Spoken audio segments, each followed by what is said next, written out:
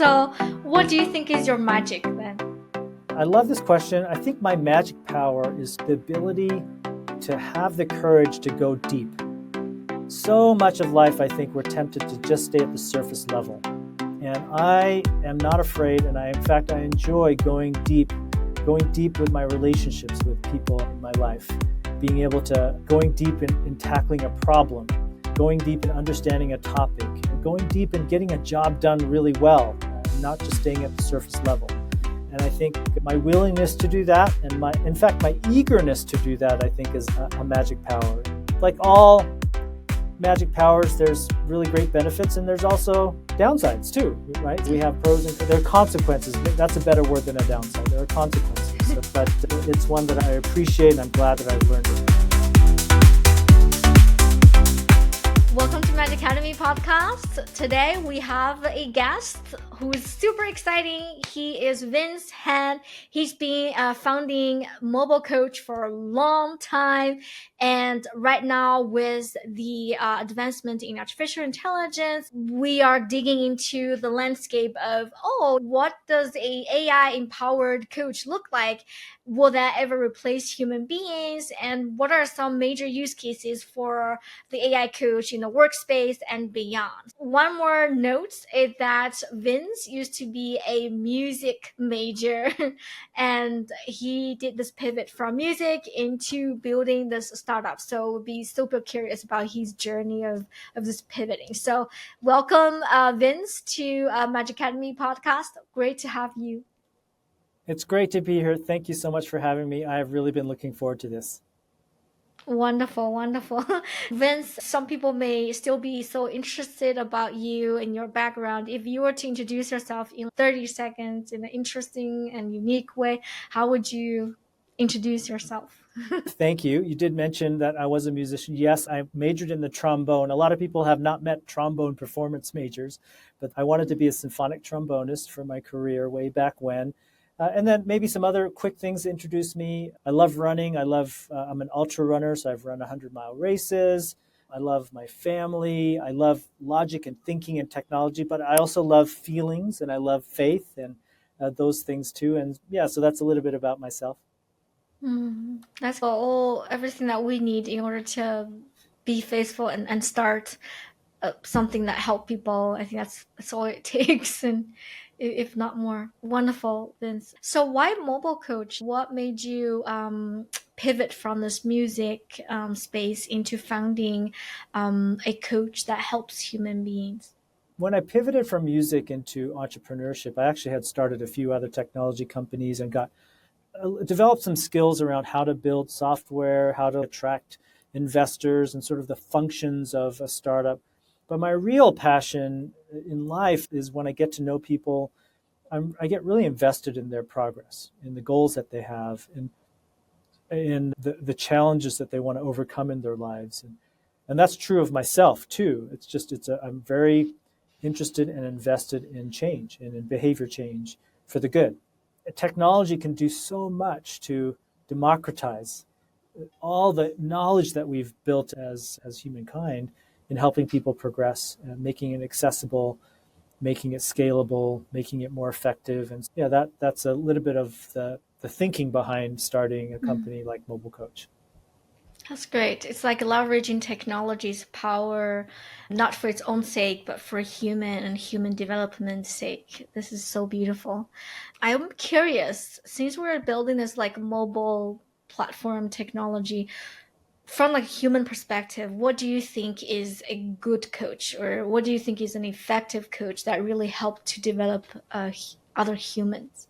I'm gonna try to be brief because we could take a long time answering that question. But maybe one insight I could offer in that, I think one way to view an effective coach is whether the coachee is listening. I think that meeting people where they are, intellectually, emotionally, is so important, because people have to make their own choices around how they think, what they do, the actions that they have in order to improve and respond to a coach.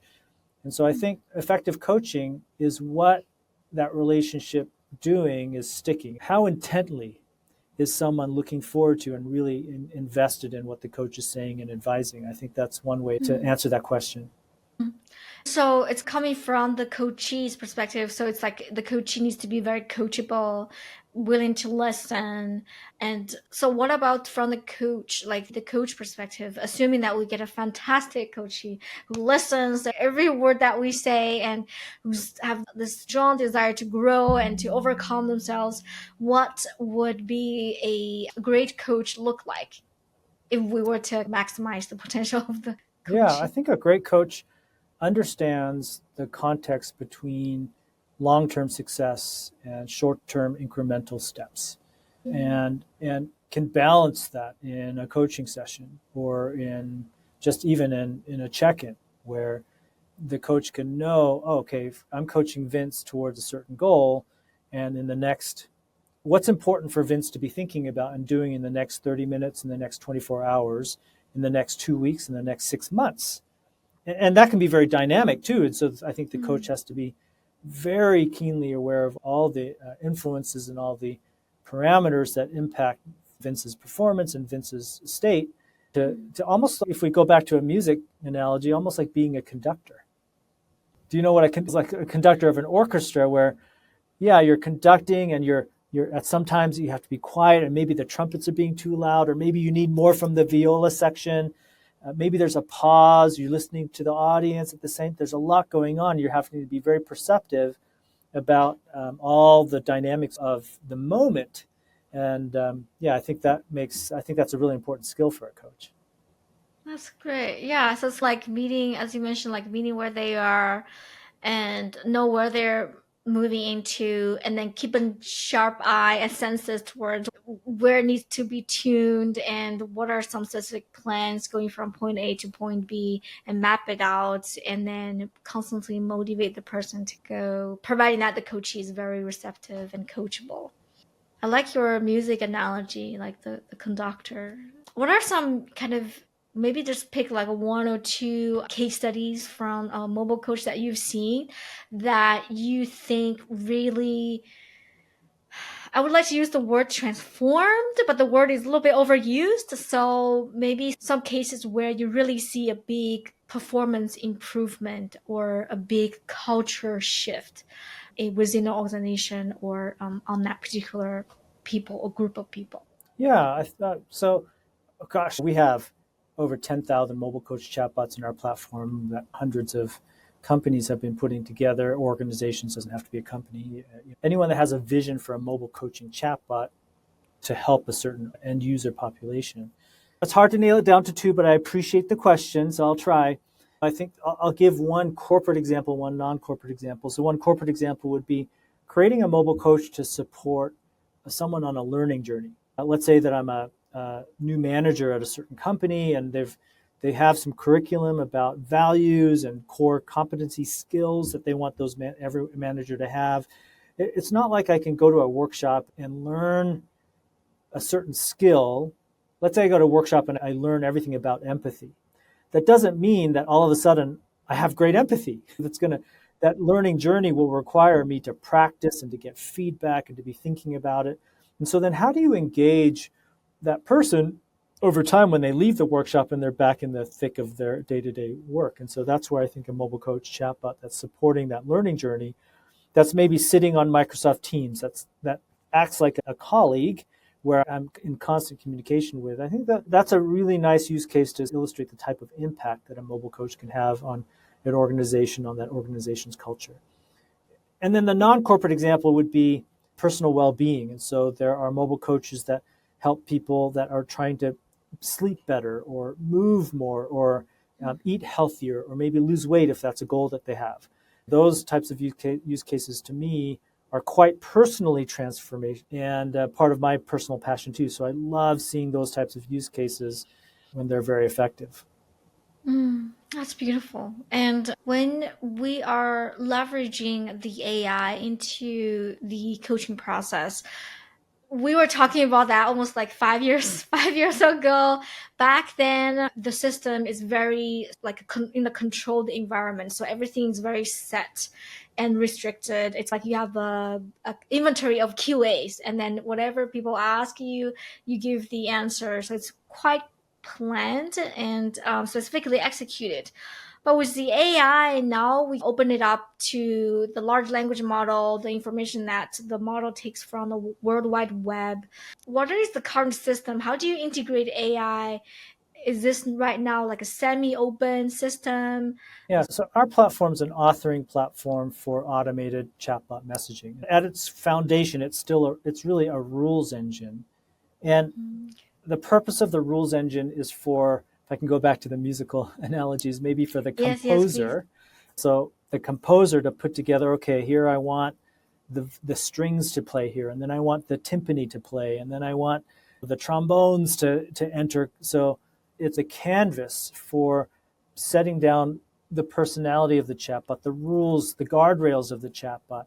There are some cases where you do want the chatbot to be very specific about what to say and when.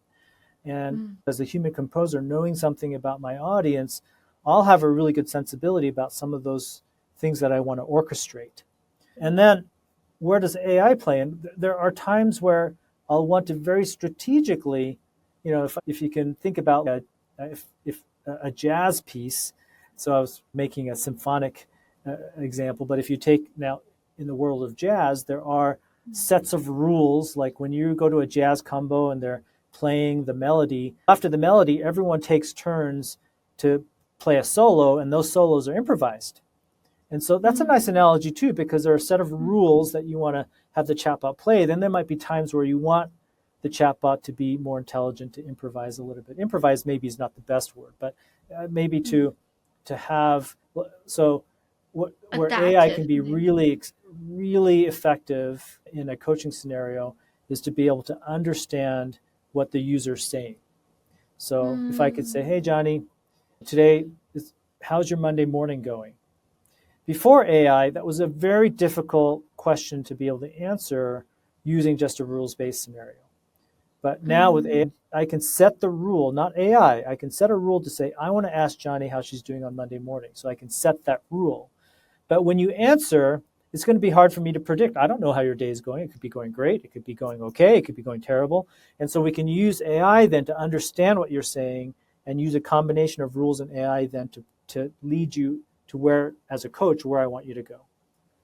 I like that because, like you said, if it's rule-based, it's really hard to understand. So really we're seeing, even though AI is not human, but we do see it's helping us to be more empathetic, to be more able to understand where they are so we can meet everybody where they are.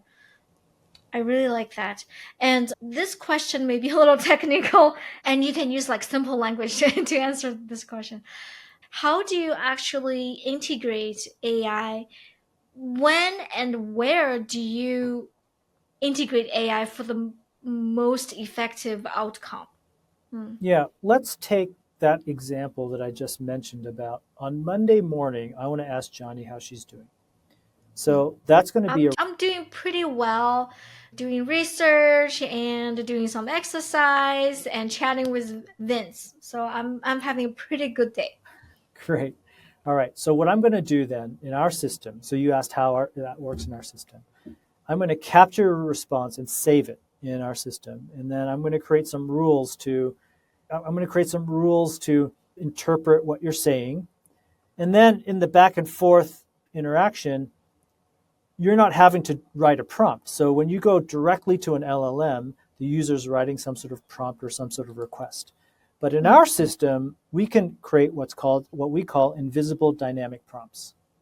So we're telling, it's almost like we're whispering in the LLM's ear what to do next. So you don't have to do it.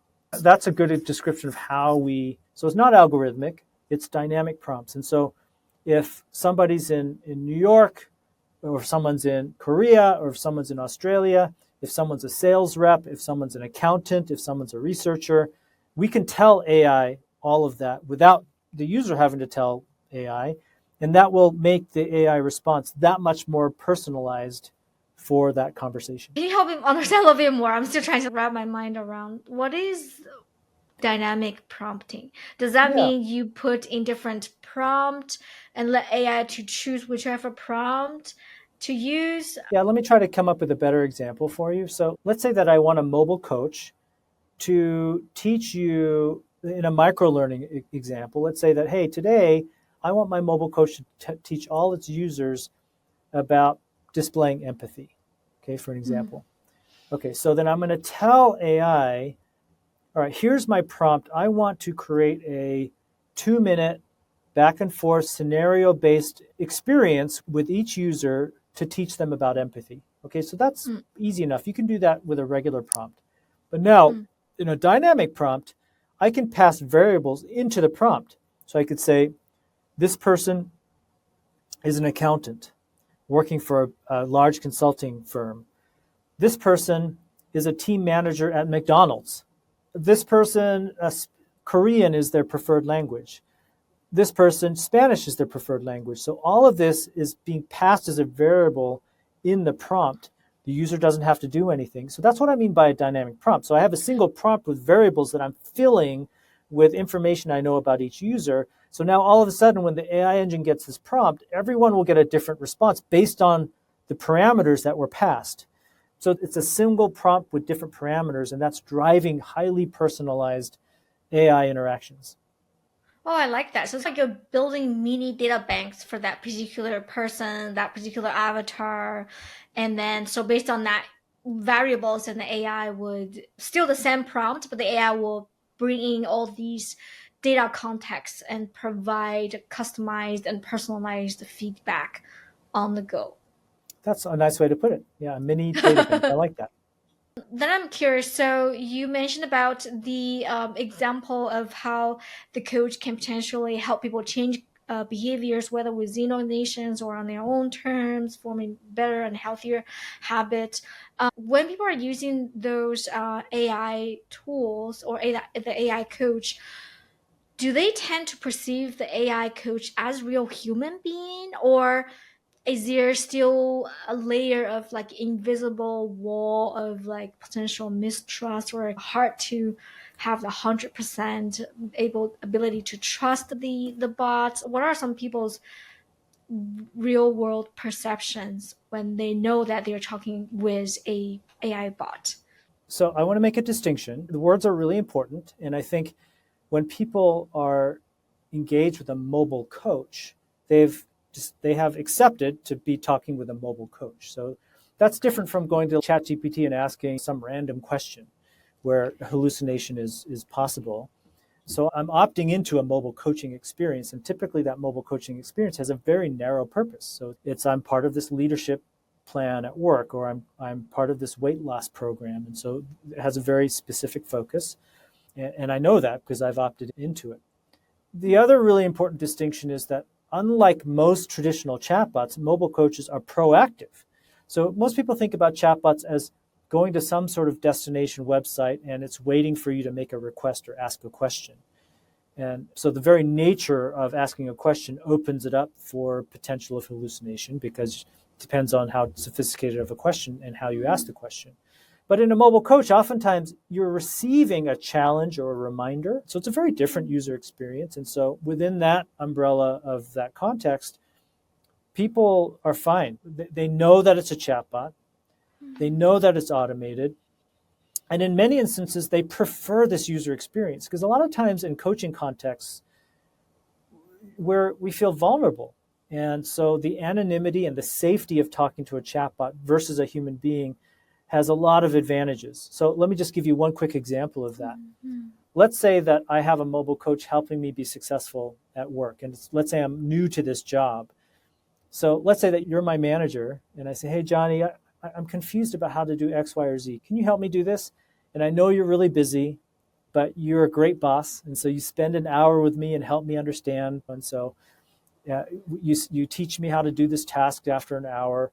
And then you ask me, hey, Vince, do you get it? What am I going to say? I'm most likely going to say, yes, Johnny, thank you for the time. I totally get it. I totally You're get awesome. it. And then when you leave, I'm like, oh man, I am in trouble because I do not understand this at all. I feel very vulnerable. I'm not going to want to ask you again because then you might think less of me, or I might think my job is at risk. So cases like that, I would prefer talking to a chatbot to say to the chatbot, help me do this. I don't get it. And so there are many cases like that where because the purpose of the mobile coach is so specific, I have very rarely seen any humans uncomfortable with interacting with that type of chatbot. That's beautiful. That use case is spot on. Because I think a lot of times people are having this like fear and hesitance of interacting with another person due to various reasons. And the bot gives them like a safety net, like a safety place where they can just say and ask questions and practice without feeling the repercussions of whatever potential negative consequences. This is very impressive and critical. And then I'm curious, like in the process or in the dynamics of the coaching, and you mentioned a little bit about the coaching needs to be very receptive.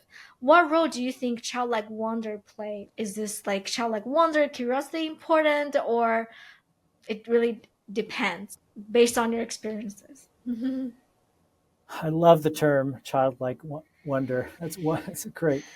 I think that it applies to both the conductor or the composer of the chatbot, someone trying to design the user experience. I think, yeah, I love this idea, Johnny, of thinking about doing that with childlike wonder. I think would really help expand. As I'm designing a chatbot, it would help me check my biases.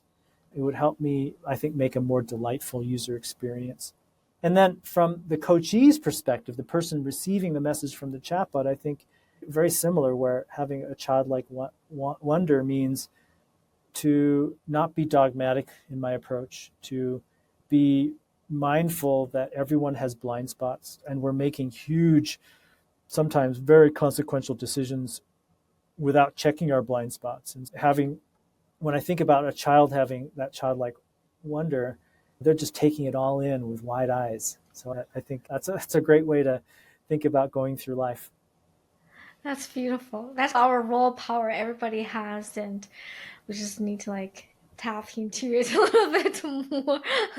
And do you think once we tap into that, in terms of coaching, the speed to skill, like skill development, can potentially be increased, or it really depends on other major factors than this one? You mean like with the combination of childlike wonder and having a mobile coach? I'm very much a believer in what a chatbot can do to accelerate speed to skill development from multiple factors. I think one is I think speed to skill development relies so much on the person's decision to be committed to skill development. And in as much as we get busy and we put it off and then it's out of sight, out of mind, I think a mobile coach can do an incredible job of keeping it top of mind to hold people accountable. Hey. And if people have that childlike wonder about themselves, then they're going to pay attention to it. Attention is big. Yeah. That's great. Now let's put our mind into the future and practice our imagination muscle a little bit.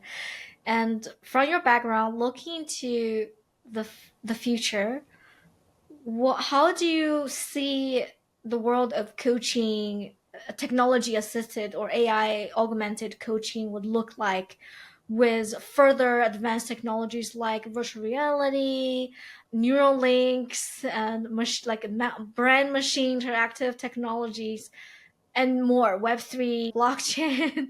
Maybe blockchain is a little bit stretching, but like, how do you see the future? What could be the future look like?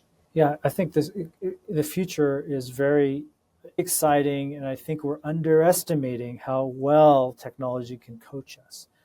And so some key components, I think, of the future will be, first, AI's fundamental ability to reason and to plan. These are things that it doesn't do very well today that I think will be transformative in coming years. And I think that's really important because right now AI is much more of a reactive technology, like it's reacting to a question or to what we're saying. And we need AI to be more to be able to reason and plan and anticipate. And when it does, boy, it adds a huge new variable to the future. Now, combine that with more physical devices like cameras and speakers and projectors.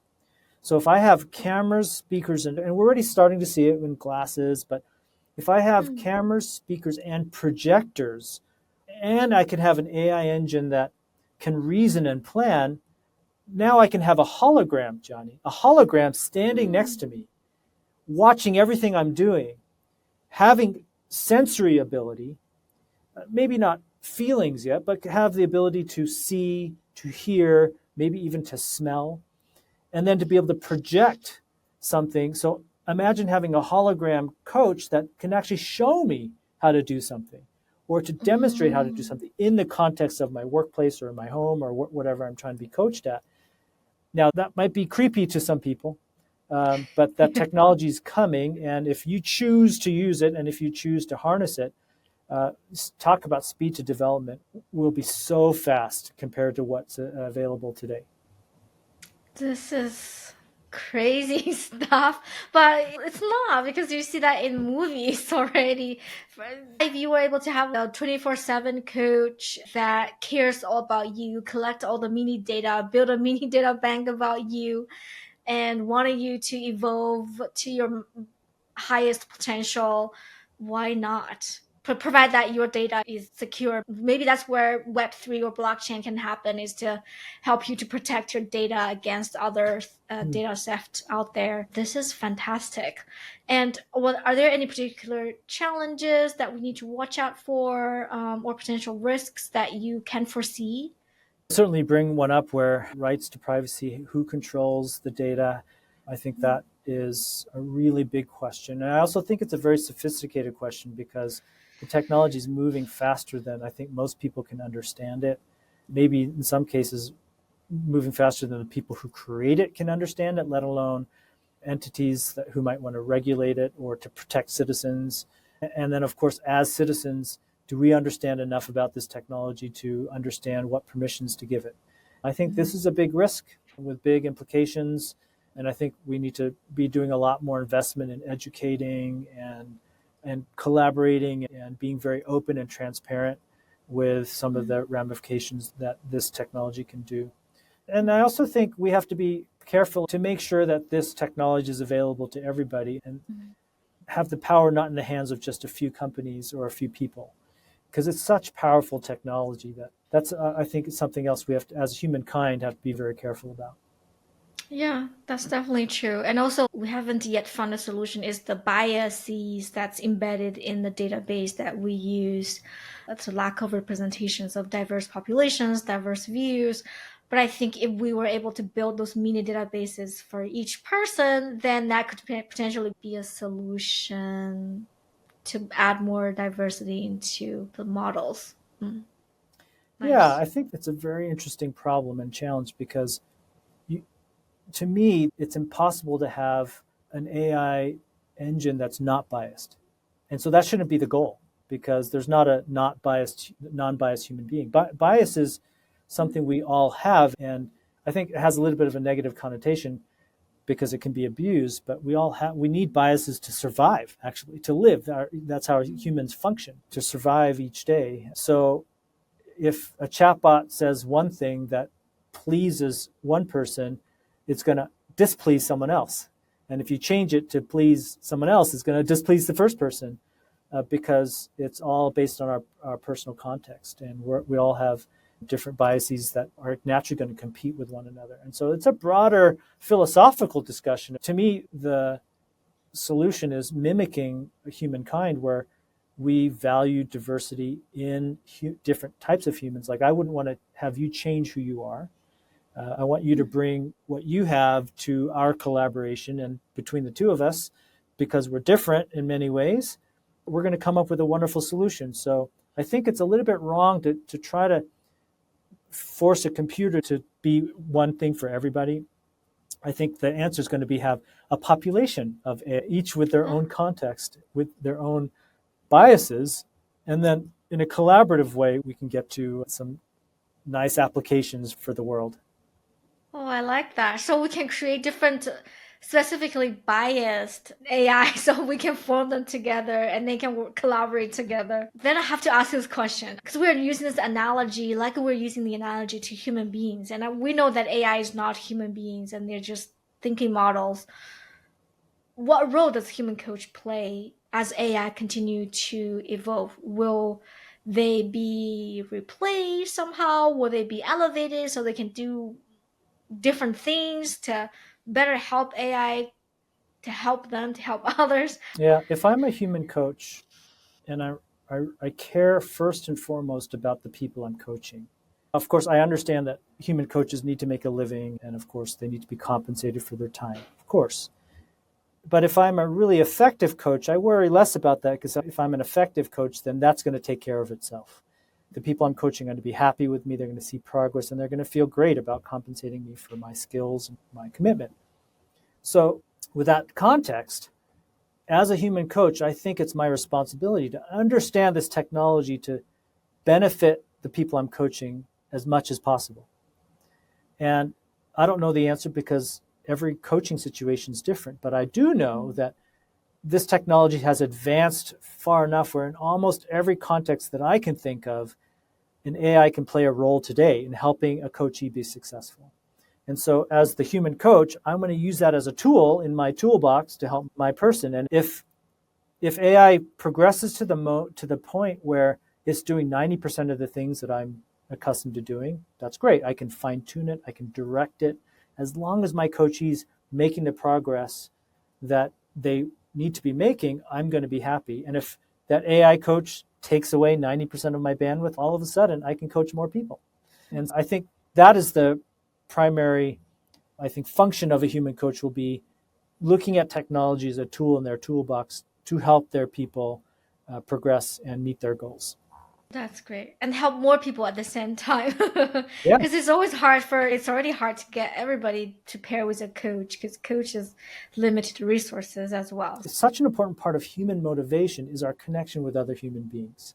If I socialize my goal with my colleague, with my friend, with my partner at home, with my children, then that becomes a really important part of the fabric of what motivates me to change and to overcome and to battle through the throes of life.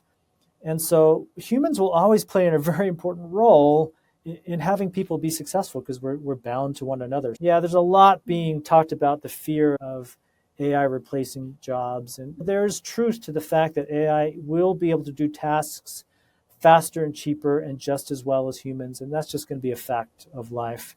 So we need to focus on what we can contribute to each other as humans as we go through this transition in the workplace and with the advent of AI.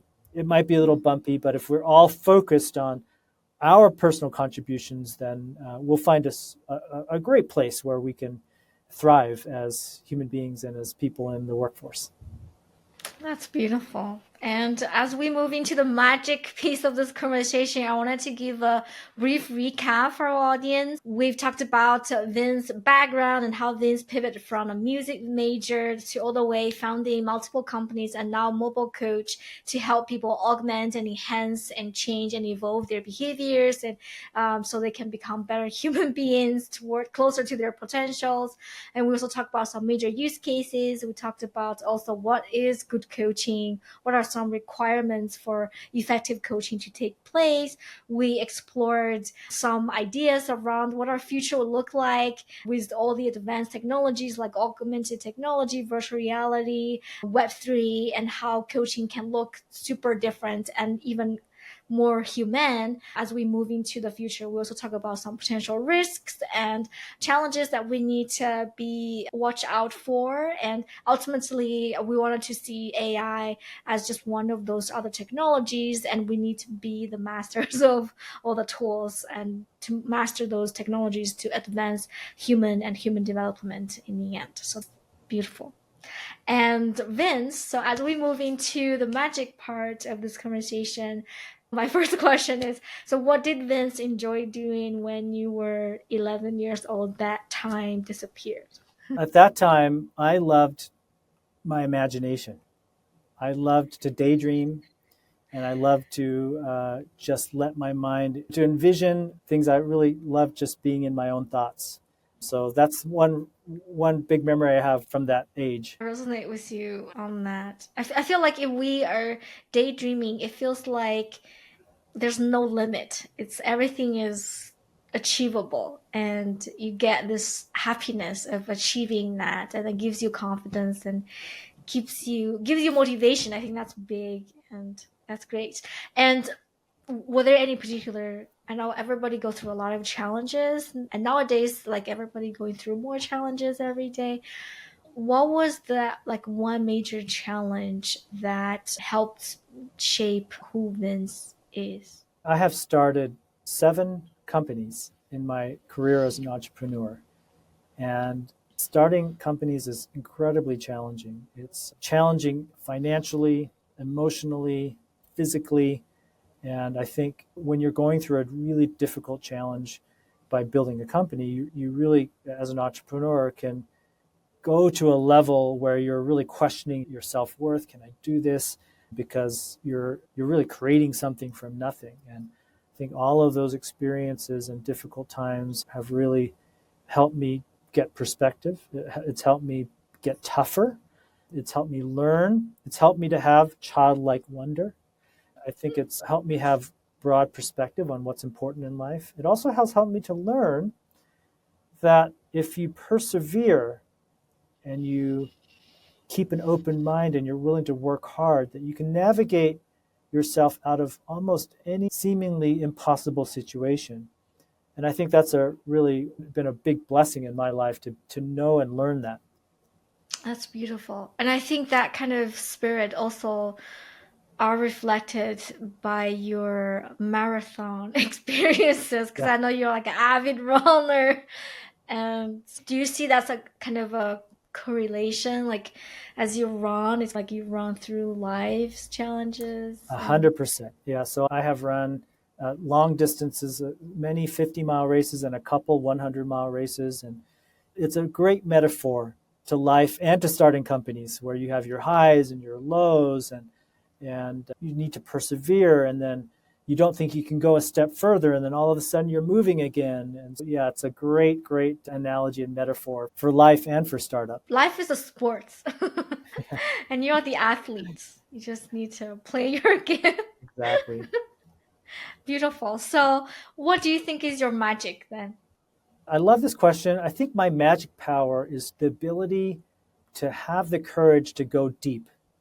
So much of life, I think we're tempted to just stay at the surface level.